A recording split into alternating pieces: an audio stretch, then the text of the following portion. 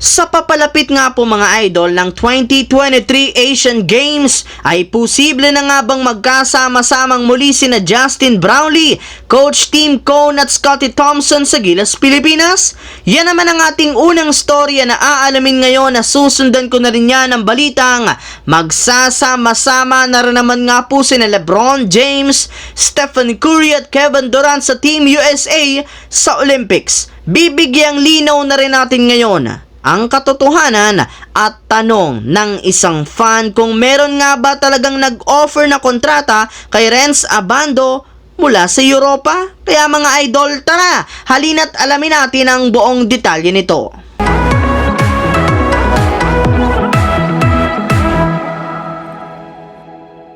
18 days mga idol bago sumapit ang inaabangang Asian Games sa China, kumalat na nga po ngayon sa social media ang isinumiting 12-man lineup na gagamitin dito ng Gilas, Pilipinas. At eto nga yung kinabibilangan ng ilang mga PBA players na sina Jamie Malonzo, Kiefer Avena, Junmar Fajardo, Scottie Thompson, Chris Newsome, Japet Aguilar, Roger Pogoy, Calvin Oftana, Brandon Ganuelas Roser, CJ Perez, Justin Brownlee, at si Ange Kwame. Maliban nga po dyan, usap-usapan rin naman nga ng mga fans na si Coach Chot Reyes ulit nga daw ang magiging head coach dito. Pero ayon nga po sa inilabas sa balita, ang kumalat nga pong lineup ng ating national team ay initial pa lamang. Ibig sabihin, marami pa nga pong posibleng mangyari o mabago dito. At isa nga po dito ay paglagay ng SBP kay Coach Tim Cone bilang bagong head coach ng Gilas sa darating na 2023 Asian Games. At kapag nangyari nga yan, magkakasama-sama na nga pong muli sa ating national team ang ilang mga miyembro ng Barangay Ginebra na sina Coach Tim Cone, Justin Brownlee at Scottie Thompson. Samantala, pumunta naman tayo sa ating pangalawang storya dito sa balitang magsasama-sama na rin naman sina LeBron James, Stephen Curry at Kevin Durant sa Team USA sa darating na Olympics. Kasunod nga po mga idol ng pagkatalo ng Team USA, grabe nga agad ang pambabati ko sa kanilang mga natanggap mula sa mga fans at mga analyst. May ilan nga pong nagsabi dito na napakaliit lamang nga po ng kanilang chance na magkampiyon ngayong 2023 FIBA World Cup. Dahil rin nga po sa kanilang pagkatalo, nangangamoy na nga na wala ngang bansa ang takot na makatapat ang Team USA sa isang laro. Kaya may ilang mga fans at mga analyst nga po ang nagmamakaawa na namamahala sa Team USA na kailangan nga po silang gumamit ng kanilang pangmalakasang lineup sa darating na 2024 Paris Olympics na dapat buuhin ng malalaking pangalan na sa NBA katulad ni LeBron James, Kevin Durant at Stephen Curry upang sa ganoon mapatunayan nila ang Team USA pa rin ang pinakamalakas na bansa sa buong mundo. At sa kabutihang palad rin naman, mukhang mangyayari rin naman nga ito, gayong sinabi nga noon ni Stephen Curry na gusto niyang maglaro sa darating na Olympics, gayong eto lang naman ang kulang sa kanyang listahan. Habang pagdating naman kay Kevin Durant, committed pa rin naman ito na maglaro sa Team USA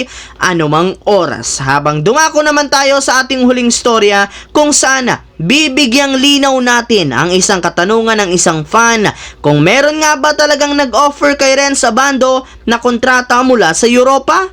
Kung inyo nga pong matatandaan mga idol, marami nga pong pumuri kay Renz Abando sa mga laro ng Gilas, Pilipinas ngayong 2023 FIBA World Cup. Kaya meron nga pong isang fan ang nagtanong sa akin kung totoo nga ba talaga na merong nag-offer na kontrata kay Renz Abando mula sa mga kupunan sa Europa. Ang sagot nga dyan mga idol, wala.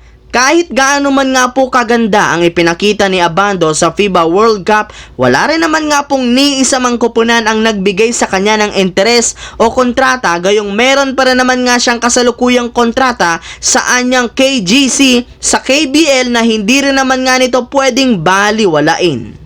Ang videong ito mga idol ay hatid sa inyo ng Aurora Game, isang play-to-earn mobile app na kung saan pwede kang kumita habang nag-e-enjoy ka. Maraming mga games dito mga idol gaya ng Color Game na alam kong siguradong mananalo kayo, Dragon vs Tiger na simple lang pipili ka lang kung Dragon ba o Tiger ang mananalo. Meron ding Toss a Coin na alam kong alam nyo na at marami pang iba. Sobrang dali lang mag-register gamit lang ang iyong mobile number number, hintayin ang verification code at gumawa ng password. Madali lang din mag-cash in at pag panalo, cash out agad gamit ang iyong GCash account. Kaya ano pang hinihintay nyo mga idol?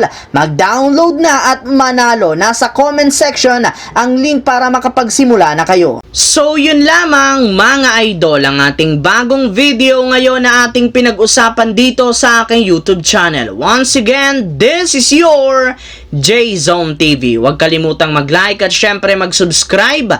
Pindutin ang notification bell sa akin channel para lagi kayong maging updated sa mga videos na inilalabas ko. I-follow, bisitahin at i-like ang ating Facebook page, J-Zone TV. Thanks for watching mga idol. Hopefully, nag-enjoy kayo ngayon.